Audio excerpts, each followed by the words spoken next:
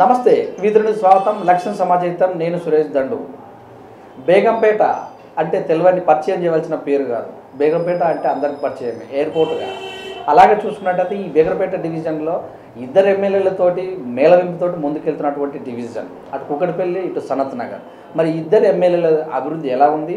ఈ డివిజన్లో మరి ఎంబీఏ చేసినటువంటి మహిళ రాజకీయ రంగంలోకి వచ్చి కార్పొరేటర్గా గెలిచి తన సత్తా చాటుతున్నారు.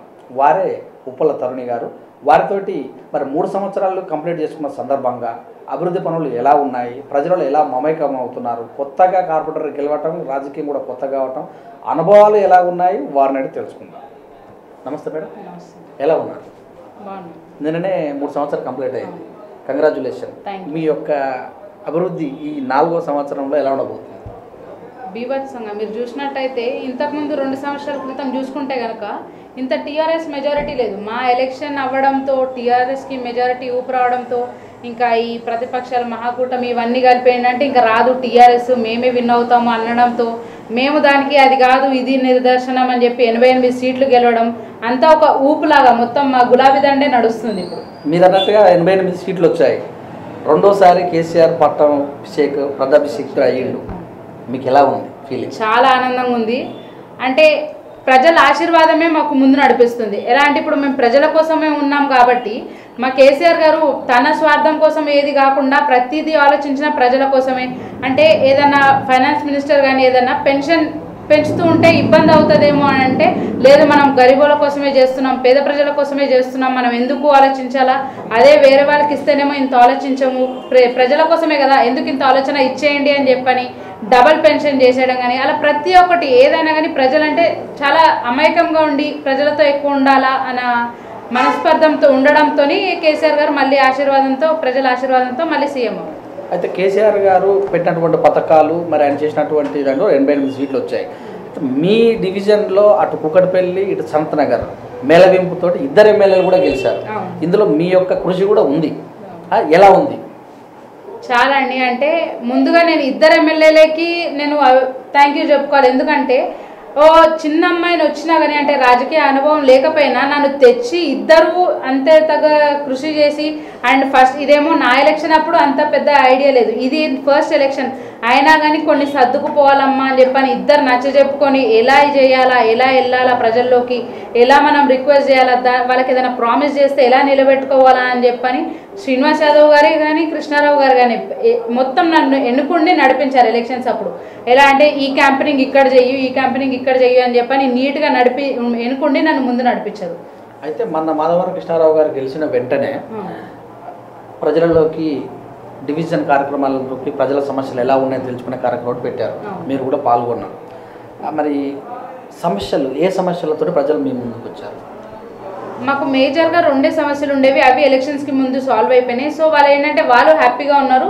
ఇంకా చిన్న చిన్న పనులు ఎలక్షన్ కోడ్ వల్ల ఆగిపోయిన రోడ్స్ కానీ ఆ చిన్న పనులే ఉన్నాయి. అవి కూడా ఈ ఎలక్షన్ అయిపోగానే అప్పుడు లాస్ట్ టైం తిరిగినప్పుడు పంచాయత్ ఎలక్షన్స్ ఉండే, సో అవి అయిపోగానే స్టార్ట్ చేస్తామని చెప్పాము. ఆల్రెడీ వర్క్ కూడా స్టార్ట్ అయిపోయింది అనేది. అయితే ఇంతకుముందుకు అంటే మీ దృష్టికి వచ్చినటువంటి అంశాలు ఏంటంటే డ్రైనేజ్ వ్యవస్థ సరిగా లేదని చెప్పడం.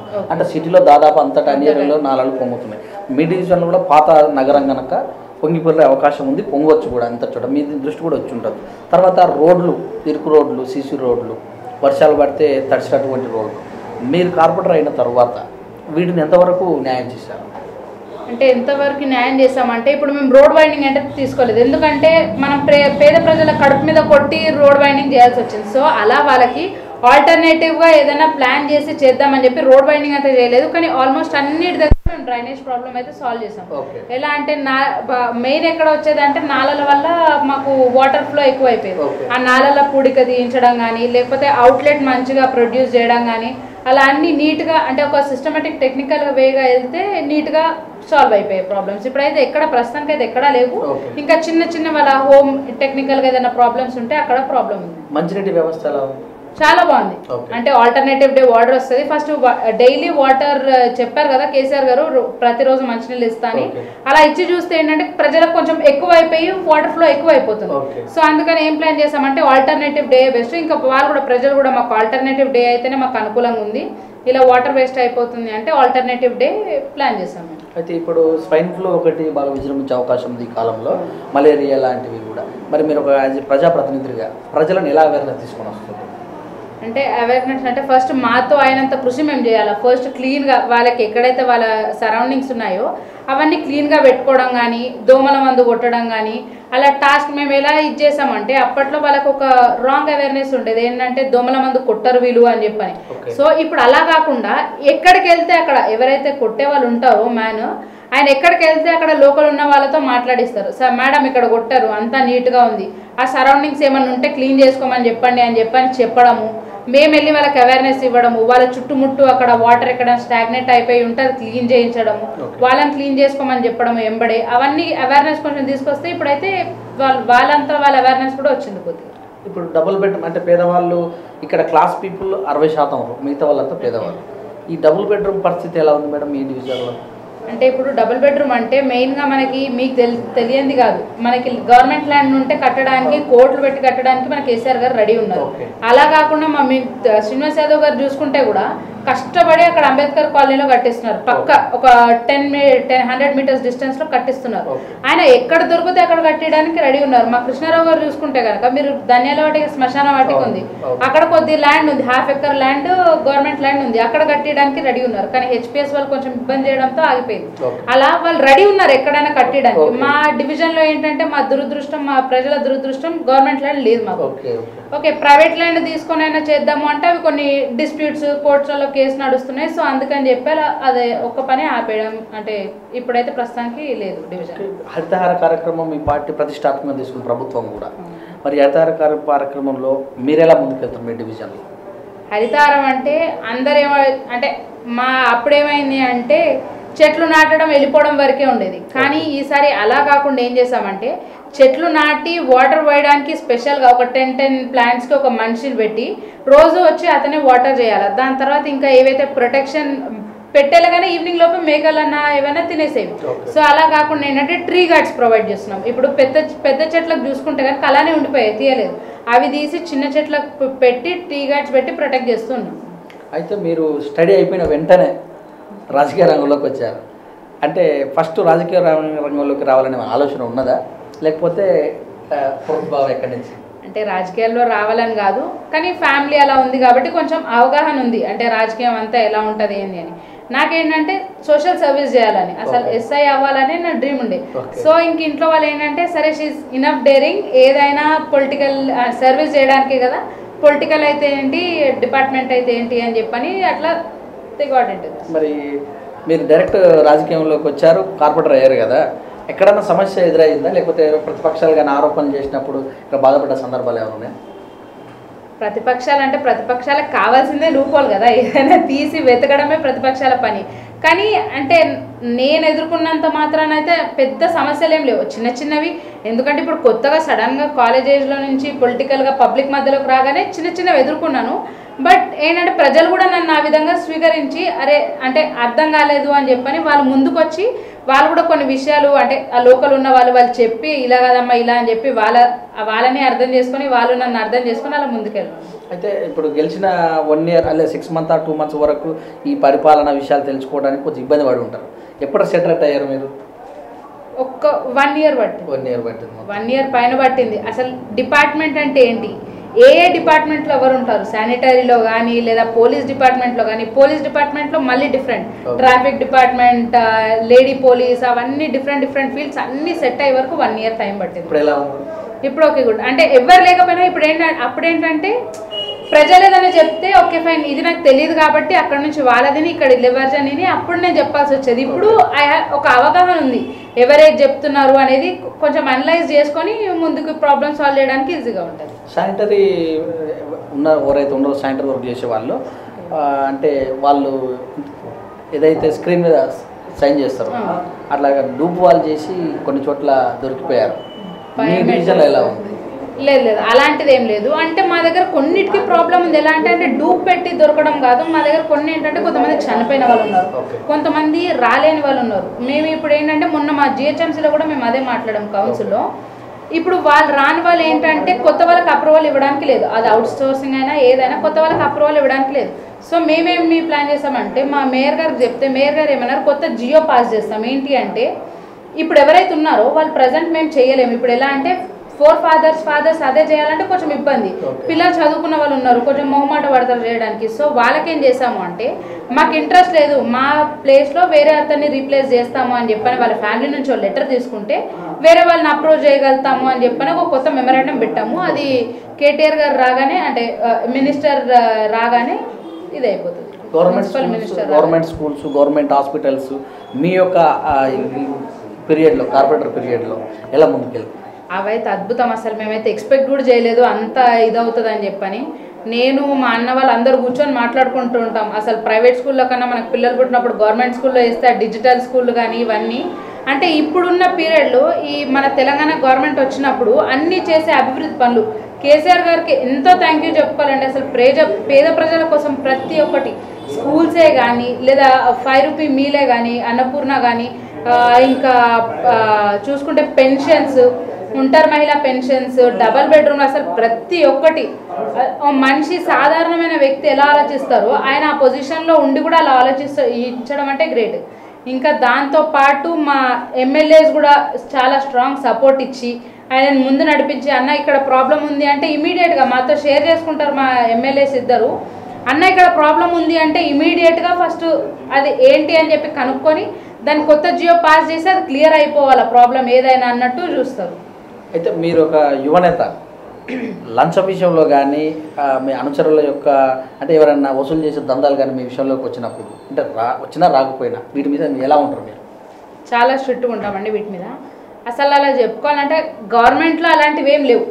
మీరు చూసుకుంటే కనుక మీకు అంటే మీకు ఇంకా అవగాహన ఉంటుంది, నాకంటే 3 సంవత్సరాలు మీకు ఎప్పటి నుంచి అవగాహన ఉంటుంది. అదే అంటే ఆ కాంగ్రెస్ అంటే దీనికి ముందు కాంగ్రెస్ టీడీపీ ఉన్న ప్రభుత్వం ఉన్నప్పుడు ఇప్పటికీ చాలా డిఫరెన్స్ ఉంటుంది. అది ఎంత అంటే అసలు ఎక్స్పెక్ట్ చేయలేము. ఒకప్పుడు ఎలా ఉండేది అంటే ఓ 200 పెన్షన్ తీసుకోవడానికి వెళ్తే 1000 రూపాయలు ఖర్చు అయ్యేది, లంచం వేయాల్సి వచ్చేది. కానీ ఇప్పుడు 1000 రూపాయలు లంచం పెన్షన్ తీసుకోవాలన్నా 20 రూపాయలు ఖర్చు కాని పరిస్థితిలో ఉన్నారు. ఎందుకంటే అలా తీసుకెళ్ళి చేయడం కానీ మా లోకల్ ఉన్న లీడర్స్ అసలు ఎంత కష్టపడతారంటే కార్యకర్తలు ఎవరైతే లోకల్గా ఉంటారో వాళ్ళ సొంతంగా వెళ్ళి మేము వెళ్ళినప్పుడు వాళ్ళు ఎవరైనా అమ్మ పెన్షన్ రాలేదు అంటే ఇమీడియట్గా అక్కడ నుంచి పేపర్స్ తీసుకొని లోకల్ ఎవరున్నారు వాళ్ళు వెళ్ళి ఇవో మేడం కాల్ చేయమన్నది, దీని అప్రూవల్ తీసుకోమన్నది అని చెప్పి అక్కడే సాల్వ్ చేసుకొని డైరెక్ట్ వాళ్ళ అకౌంట్లో వచ్చేటట్టు చేస్తారు. మీరు మీ డివిజన్ ప్రజలను టైమింగ్స్ ప్రకారం కలుస్తారా లేకపోతే వాళ్ళతో ఏదైనా ప్రోగ్రామ్? టైమింగ్స్ ప్రకారం అంటూ ఏం లేదు, స్పెషల్ టైమింగ్స్ అంటూ. ఇప్పుడు ఓటు ఎలా అయితే వెళ్ళి అడుగుతాము మేము ప్రజల్ని, అలానే మీ దగ్గర ఏం సమస్య ఉంది అని చెప్పని మేము స్వయంగా డివిజన్ ప్రెసిడెంట్ కానీ మేము కానీ మా ఎమ్మెల్యేస్ కానీ మీరు చూసుకుంటే కనుక మాదారం కృష్ణారావు గారు మొన్న పాదయాత్ర చేశారు. మా తలసాని శ్రీనివాస్ యాదవ్ గారు అయితే ఎవ్రీ సాటర్డే సండే మీకు తెలిసే ఉంటుంది, కంపల్సరీ ప్రజల్లో ఉంటారు. ఏదో ఒక డివిజన్లో అయితే పాదయాత్ర ఉంటుంది. అలా అంటే వాళ్ళ మోటివేషనే మాకు ఇలా వచ్చింది. వాళ్ళు మోటివేట్ చేయడంతో మేమేంటంటే అంటే మాకు అప్పట్లో దీంట్లో రాకముందు ఫీల్డ్లో రాకముందు ఎలా అంటే ఆ 10 days క్యాంపెయినింగ్ టైంలో మా బ్రదర్స్ అందరూ అనేవాళ్ళు అన్న నాకు ఏం తెలీదు, అసలు మా బ్రదర్స్ సపోర్ట్ చాలా స్ట్రాంగ్ ఉండేది. సో అయితే వాళ్ళు నేను అనేవాళ్ళని అసలు ఏం తెలియదు అన్న నేను ఎట్లా వెళ్ళాలా ప్రజలకి అంటే ఏం కాదు గెలిచి రావడమే, గెలిచి వచ్చి ఇంట్లో కూర్చుంటే ఇంకా లైట్ మళ్ళీ 5 years దాకా పని ఉండేది కాదని. తర్వాత మేము మమ్మల్ని అసలు ఇలా ఎలక్షన్ అయిపోగానే ఇమీడియట్గా ప్రజలలోకి తీసుకెళ్ళిపోవడం. మీకు అంటే చూసుకుంటే కనుక హిస్టరీ గెలిచిన ఆటోమేటిక్ నెక్స్ట్ డే రోజు కేటీఆర్ గారు మమ్మల్ని ఫీల్డ్ పైన దించారు, నాల సమస్య పైన దించారు, నాల సమస్య ఏముందో సాల్వ్ చేశారు హెచ్పిఎస్తో. అలా ప్రతి ఒక్కటి ఈ గవర్నమెంట్ ఉంది అలాగా. అంటే కేటీఆర్ గారు కానీ తలసాని శ్రీనివాస్ యాదవ్ గారు కానివ్వండి, కృష్ణారావు గారు కానివ్వండి. కృష్ణారావు గారు అయితే ఇక పొద్దున 6 o'clock ఉంటారు ప్రజల దగ్గర. తలసాని శ్రీనివాస్ యాదవ్ గారు ఏమో 9 o'clock. ఎలా అంటే ప్రజల్లోనే మొత్తం మీరు ఉండాలి, ఇంకా పబ్లిక్ లైఫ్లోకి వచ్చేసారు మీరు ఉండాలా అని చెప్పని మొత్తం మాకు మోటివేట్ చేసి ముందుకు తీసుకెళ్ళారు. అయితే ఇప్పుడు మీరు అనే ప్రకారం రాజకీయ రంగంలో గెలవాలంటే ఫాలోవర్స్ కావాలి, అనుచరులు కంపల్సరీ కావాలి. ఎక్కడ పోయినా కూడా మేడం అనే వాళ్ళు ఎవరు రాజకీయంలోకి ఆటోమేటిక్ అలా రారండి. అంటే వీళ్ళ పుషప్ ఉండడం వస్తారు. అదే ఏమంటున్నా అంటే వస్తారు కదా, వాళ్ళందరినీ కూడా పోషించాలి లేకపోతే వాళ్ళందరూ కూడా హెల్ప్ చేయాలంటే ఖచ్చితంగా కూడా దందాలు చేయాల్సిన అవసరం ఉంది. మరి ఎందుకంటే వాళ్ళు మీకోసం ఏదో సేవ చేస్తున్నారు, వాళ్ళకి ఏదో చేయాలి. మరి ఇవన్నిటిని కూడా మీరు ఎలాగ భరిస్తారు? వాళ్ళ కోసం మీరు చేస్తున్న కార్యక్రమాలు ఏంటి? అంటే ఎవరి బిజినెసెస్ వాళ్ళకు ఉన్నాయి. అంటే నేను ఇప్పుడు ఫీల్డ్లోకి వచ్చాను కాబట్టి ఇప్పటిదాకానైతే ఎవరి బిజినెసెస్ వాళ్ళకు ఉన్నాయి. వాళ్ళు ఎవరు వచ్చి అమ్మ మాకు ఇది కావాలా అని అడిగిన వాళ్ళైతే ఎవరు లేరు. మీ పేరు చెప్పుకొని ఏమైనా వస్తువులకు లేదు అలాంటివి ఏముండే. ఎందుకంటే ఈ 3 years లో ఒక్కసారన్నా నేను ఇప్పుడంటే రాజకీయం అంటే మీకు తెలిసిన విషయమే. ఎందుకంటే ఎక్కడో ఓ చోట పేరు చెప్పుకొని అంటే ఖాళీగా తిరిగి ఆ మధ్యలో ఉండి నేను ఓటేశాను, నేను ఆ పలానా ఖచ్చితంగా నేను మాట్లాడిపిస్తా అనే సందర్భాలు ఏమైనా ఎదురైనా మీకు? ఏం సందర్భాలు ఎదురవ్వలేదు. ఓకే, ఇప్పుడు ఎంత అవగాహన వచ్చేసిందంటే సరే అలా వెళ్ళి చేసినా ఎవరైతే ఓనర్ ఉన్నారో ఓనర్ అయితే డైరెక్ట్ మాకు కాల్ చేస్తారు కదా. సో అలా ఏదో ఒక దీంట్లో అయితే వచ్చేస్తుంది. అలాంటివి అయితే ఎవరు చేయరండి. అంటే మరి నేను చూస్తున్న ఇదో తెలియదు, గవర్నమెంట్ స్పెషాలిటీయో తెలియదు, కానీ అలాంటివి ఇప్పటి వరకు అయితే ప్రస్తుతానికి 3 years లో నేను ఎక్కడ ఎదుర్కోలేదు. ఇంకోటి ఏంటంటే నేను వాళ్ళకి పెట్టి పోషించేంత స్థితిలో అయితే ఎవరు లేరు. అందరు బాగానే ఉన్నారు, వెల్ సెటిల్డ్ ఉన్నారు. ఏంటంటే వాళ్ళ చిన్న చిన్న పనులు ఏంటంటే మేము వెళ్ళినప్పుడు మాకు అక్కడ కొంచెం ఒక వార్డ్ మెంబరే కానీ లేకపోతే ప్రెసిడెంటే కానీ బస్తీ ప్రెసిడెంటే కానీ వెళ్ళినప్పుడు ఏంటంటే అధికారులు కొంచెం రెస్పాండ్ అవుతారు. ఏంటంటే అరే వీళ్ళు చేస్తారు, పని చేస్తారు అని. మేము ఎప్పుడు కృషించేది ఏంటి అంటే ఇప్పుడు పెన్షన్స్ ఉన్నాయి, పేదవాళ్ళకి పెన్షన్స్ రావాలి. ఆ పెన్షన్స్ కోసమే మేము ఆఫీస్కి వెళ్ళి పెన్షన్ రావాలా అని చెప్పడమే కానీ మేము పర్సనల్ పనుల మీద ఎప్పుడు వెళ్ళింది ఉండదు. రాజకీయ రంగం అంటే 40 తర్వాత, కానీ మీకు అంత చిన్న వయసులోనే వచ్చింది. మీ హాఫ్ ఏజ్లో వచ్చిందంటారా? అంటే మీ డే దేంతో స్టార్ట్ అవుతుంది? వర్కౌట్తో స్టార్ట్. మొత్తం ఎలా అనిపిస్తుంది? సాయంత్రం 8 వరకు బుర్ర బాగా అలా ఏమి ఉండదు, ఎంజాయ్ చేయాలి. ప్రతి ఫీల్డ్ ని ఎంజాయ్ చేస్తే స్టార్టింగ్ ఉండేది అసలు అలాంటిది ఏమి ఉండదు. అంటే ఏదైనా మనం ఎంజాయ్ చేసే విధానంని బట్టి ఉంటుంది. అంటే ఇప్పుడు ఎవరైనా కానీ ఏదైనా డాక్టర్ కానివ్వండి, టీచర్ కానివ్వండి, హౌస్ వైఫ్ కానివ్వండి, లేదా పొలిటికల్ ఫీల్డ్ ఎవరైనా వాళ్ళ అంటే అబ్బా ఇది ఒక డ్యూటీ రెస్పాన్సిబిలిటీ అనేది చేసుకోకుండా this is part of my life అని చేసుకుంటే కనుక మనం ఎంజాయ్ చేయొచ్చు దాన్ని. అయితే ఈసారి మహిళలకు చాలా ఎక్కువ సీట్లు ఇచ్చారు. మహిళలు అంటే ఇల్లు చక్కదిద్దుతారని, మరి మీ డివిజన్ ఎలా చక్కదిద్దుతారు మీరు? చాలా బంగారు తెలంగాణలో ఒక పార్ట్ మన డివిజన్ అవుతుందని చెప్పి నేను అనుకుంటున్నా. ఎలా అంటే చూసుకుంటే కనుక ఫర్ ఎగ్జాంపుల్ సనత్ నగర్ కాన్స్టిట్యున్సీలో తలసాని శ్రీనివాస్ యాదవ్ గారు ఏదైనా ప్రతి ఒక్కటి అసలు community halls, multipurpose community halls కానివ్వండి, మోడర్న్ మార్కెట్ కానివ్వండి, లేదా బస్తీ దవాఖానా కానీ అసలు ఏదొచ్చినా ఫస్ట్ ఇంప్లిమెంటేషన్ అక్కడే ఉంటుంది. అక్కడ ఎంత హ్యాపీనెస్ ఉంటుందంటే ఆ ప్రజల ఫేస్లో హ్యాపీనెస్ చూడగలుగుతాం. మేము మా కౌన్సిల్కి వెళ్ళినప్పుడు మాకు ఎలా ఉంటుందంటే అరే వీళ్ళకి ఏదైనా తెలిసి ఉంటుంది అని చెప్పి వేరే కార్పొరేటర్స్ వచ్చి మమ్మల్ని అడుగుతారు. ఎందుకంటే మీ డివిజన్లో ఆల్రెడీ అయిపోయింది కదా, మీ కాన్స్టిట్యున్సీలో మీకు ఒక అవగాహన ఉంటుంది అని చెప్పని వాళ్ళే వచ్చి మమ్మల్ని అడిగి తెలుసుకోవడం ఉంటుంది. సో ఆ హ్యాపీనెస్ వేరు ఉంటుంది. అయితే ముఖ్యమైన సమస్య ఏంటంటే బేగంపేట అంటే ట్రాఫిక్ జామ్. ఈ ట్రాఫిక్ జామ్లో కేసీఆర్ గారి హౌస్ కూడా మీ యొక్క డివిజన్లోనే ఉంది. మరి ఇక్కడ టైం టు టైం వెళ్ళేటటువంటి ఎంప్లాయీస్ కూడా అందరూ ఫ్లైఓవర్ల మీద కూడా దురదృష్టవశాత్తు ట్రాఫిక్ జామ్ అవుతుంది. ఇది అవేర్నెస్ చేయడం కోసం ఒకసారి మీ బొంతు రామ్మోహన్ గారు కూడా తన కార్ పార్కింగ్ మన మధ్యకాలంలో మరి ఇలాంటి విషయాలు కార్పొరేటర్గా మీరు ఎలా అవేర్నెస్ తీసుకొస్తారు ప్రజలలో? ఏమన్నా ఉందా అలాంటి విషయం? అంటే ఇప్పటి వరకు ట్రాఫిక్ గురించి మేము పెద్దగా ఫోకస్ చేసింది లేదండి. అంటే ఫ్రాంక్లీ స్పీకింగ్ అంటే అది ఆ పరిధి అదొక పార్ట్. అంటే ఇవన్నీ నేను సెట్ చేసుకొని ఇదంతా ఈ ఫీల్డ్ నాకు అర్థమయ్యి మళ్ళీ ఇంకా ఏవైతే నార్మల్ లోకల్ సమస్యలు ఉన్నాయో అవన్నీ తెలుసుకొని మాకు లోకల్గా ఏవైతే బస్తీలు ఉంటాయో దాంట్లో అయితే ఏం సమస్య లేదు. ఇవన్నీ తెలుసుకొని మెయిన్ రోడ్కి వచ్చేసరికి అంటే ఇదొక డిఫరెంట్ పాత్. ఆ పాత్లోకి రావడానికి ఇంకొంచెం టైం పడుతుంది. హోప్ ఈ 1 yearలో కూడా దానికి ఏదో ఒక సొల్యూషన్ తీస్తాము ఖచ్చితంగా. ఇంకా మా టీవీ ద్వారా మీ డివిజన్ ప్రజలకు చెప్పదలుచుకునేది ముందుగా అందరికీ థ్యాంక్ యూ చెప్పాలా. ఏంటంటే మళ్ళీ అంటే ఒక చిన్న అమ్మాయినైనా నన్ను గెలిపించి మళ్ళీ నేను ఓటు కోసం వెళ్తే నన్ను ఆదరించి అంటే నాకు బ్లెస్సింగ్స్ ఇచ్చి మా 2 ఎమ్మెల్యేలను గెలిపించి మాధవరం కృష్ణారావుని కానీ మినిస్టర్ తలసాని శ్రీనివాస్ యాదవ్ గారిని కానీ గెలిపించి కేసీఆర్ గారు ప్రభుత్వము తెచ్చినందుకు ప్రజలకు అందరికీ థ్యాంక్ యూ. ముందుగా ప్రజల కన్నా ముందు మా కార్యకర్తలకి అంటే ఎవరైతే మా లీడర్స్ ఉన్నారో వాళ్ళందరికీ, ఎందుకంటే వాళ్ళు ఎంతో కృషి చేస్తే కానీ మేము ఇలా ఒక పొజిషన్లో లేము, లీడర్ అనే పొజిషన్లో లేము. అలా వాళ్ళ కృషి మొత్తం అంతా వాళ్ళు పగలు రాత్రి అంతా కష్టపడి పిల్లల్ని ఇంట్లో వైఫ్ ఫ్యామిలీ అందరికీ ఉంటాయి అవన్నీ కూడా వదిలేసుకొని 2 నెలలు చాలా కష్టపడి తిరిగారు. వాళ్ళందరికీ థ్యాంక్ యూ చెప్పుకోవాలా. ఇంకోటి మన కేసీఆర్ గారి బర్త్డే వస్తుంది. ఓకే, అయితే ఇప్పుడు దాల్బెట్ మీరు ఒక మహిళగా ముందుకు వెళ్తారు కదా, సెక్సువల్ హరాస్మెంట్ అన్ని చోట్ల ఉందని మహిళలు ఈ మధ్యకాలంలో గలవెత్తుతారు. మహిళలకు ఆ విషయంలో మీరు ఎలాంటి అవేర్నెస్ తీసుకొని వస్తారు? రాజకీయ రంగంలో అయితేనేమి బయట అయితేనేమి? మహిళలకు అవేర్నెస్ అంటే వాళ్ళకి ఆల్రెడీ అవేర్నెస్ ఉంటుంది. ఏంటంటే వీళ్ళు కూడా కొంచెం సెట్ అంటే ఇప్పటికి ప్రస్తుతానికి చూసుకుంటే కనుక లాస్ట్ ఇయర్కి ఈ ఇయర్కి చాలా డిఫరెన్స్ వచ్చింది. అంటే ఆ హెరాస్మెంట్ కానీ అదన్నా అంటే 20% ఆఫ్ ది మెజారిటీ తగ్గింది అది. ఎందుకంటే ఈ షీ టీమ్స్ తేవడం వల్ల కానీ సీసీ కెమెరాలు పెట్టడం వల్ల కానీ అలా చాలా అవేర్నెస్ వచ్చింది పబ్లిక్లో. ఇంకోటి ఏంటంటే మీరు మీ పిల్లల నుంచి చేంజ్ చేసుకుంటూ వస్తే బీయింగ్ అ మదర్ కానీ సిస్టర్ కానీ ఫ్రెండ్ కానీ ఇప్పుడు ఎవరికైనా కానీ ఒక్కొక్క రోల్లో ఒక చిన్న ఏజ్లో చూసుకుంటే కనుక ఒక బాయ్కి ఒక గర్ల్ ఫ్రెండ్ ఉంటుంది, అది కామన్. దాని తర్వాత సిస్టర్ ఒక మదర్గా ఉండడం కానీ మదర్ ప్లేస్లో మదర్ కానివ్వండి, ఇంట్లో గ్రాండ్ మదర్స్ కానివ్వండి, గ్రాండ్ పేరెంట్స్, ఫాదర్స్, బ్రదర్స్ ఎవరైనా చిన్నపిల్లలు ఉన్నప్పుడు మగపిల్లలకి కొంచెం అవేర్నెస్ తీసుకురావాలి. ఆడ మగ అనే డిఫరెన్స్ తేయకూడదు. అరే వాళ్ళు ఈక్వల్, ఏ అమ్మాయిని చూసినా నీ సిస్టర్ అనుకోవాలా, ఏ అమ్మాయి ప్లేస్లో చూసినా మీ అమ్మ అనుకోవాలా, అలా అనుకొని ప్రొటెక్ట్ చేయాలి వాళ్ళని అని చెప్పని ముందుకి ఆ చైల్డ్హుడ్ నుంచే వాళ్ళని తీసుకొని వస్తే వాళ్ళకి ఆ ఏజ్ వచ్చేసరికి ఇంకెవరిని చూసినా అలా ఉండదు. అరే షీజ్ మై సిస్టర్ అనే ఫీలింగ్ కలుగుతుంది ఎవరికైనా కానీ. సో చైల్డ్హుడ్ నుంచే కొంచెం చేంజెస్ తీసుకుంటూ వస్తే అప్పుడు ఇలాంటి అంటే ఫ్యూచర్లో అయినా లైక్ మా పిల్లలకు కానివ్వండి ఎవరికైనా ఇలాంటి ప్రాబ్లమ్స్ ఉండకుండా ఉంటుంది. అయితే మొన్ననే చూశారు అమర్పేటలో ఒక ప్రేమను మాది ఇలా రోజు కాకుండా వారానికి కూడా సంఘటనలు కానొస్తున్నాయి. మీరు ఒక మహిళగా ఇంకపోతే వరకట్నాల వేధింపు, మొన్న ఒక ప్రేమించి పెళ్లి చేసుకొని భార్యని పిల్లని కూడా కాల్ చేశారు పెట్రోల్ పోసి. ఇవన్నీ చూసినప్పుడు కానీ మీ దృష్టికి వచ్చినప్పుడు కానీ ఏమన్నా అనిపిస్తుంది?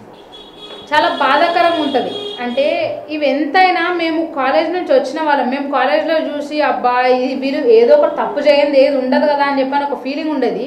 కానీ ఇప్పుడు మేము ఫీల్డ్ పైన చూస్తుంటే అయ్యో ఏం తప్పు చేయని దానికి వీళ్ళు బాధపడుతున్నారు కదా అనే ఒక ఫీలింగ్ ఉండేది. ఈ వరకట్న వేధింపులు కానివ్వండి లేదా పిల్లల్ని హరాస్ చేయడం కానివ్వండి, ఇవన్నీ ఏమున్నా ఫస్ట్ చిన్నప్పటి నుంచి పిల్లల మైండ్ సెట్ మార్చాలి. అది స్కూలింగ్ కానివ్వండి, అంటే స్కూల్లో టీచర్స్ వాళ్ళకి వీలైనంత మటుకు చెప్తారు. ఇక్కడ ఇంటికి వచ్చేసరికి పేరెంట్స్ ఎలా మోటివేట్ చేస్తారంటే ఒక అబ్బాయి అయితే ఏదన్నా వస్తువు కోసం ఏడుస్తే అరే ఆడపిల్లవా ఏడుస్తావు అంటారు. అంటే ఆడపిల్ల ఏడవాలా?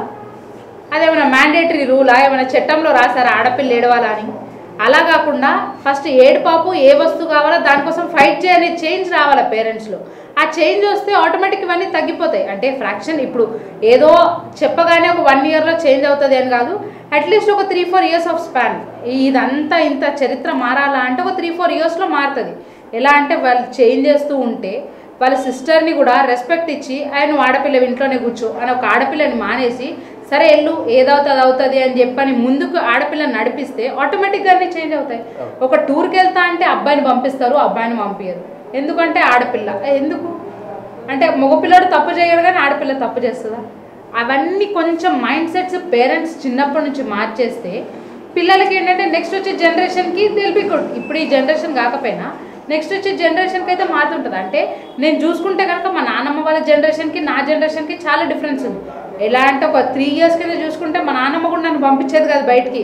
ఎలా అంటే కాలేజ్కి వెళ్ళి రాగానే అయ్యొద్దు ఇంట్లోనే ఉండు ఆడపిల్లవి అది ఇది అని చెప్పాను అనేది. కానీ ఇప్పుడు ఎంతసేపు వెళ్ళినా పాపం తనే లేచి కాల్ చేస్తుంది నాకు.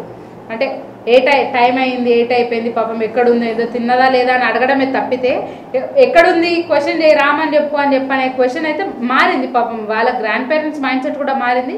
సో అలా ఏంటంటే ఇంకొంచెం అవేర్నెస్ తెచ్చుకుంటే ఇవన్నీ తగ్గిపోతాయి. రాబోయే రోజుల్లో మరి రాజకీయంలో కొనసాగుతారా లేకపోతే మళ్ళీ ఎస్ఐ అవ్వాలన్న తపన? అది ఫేత్ అండి, అదృష్టం.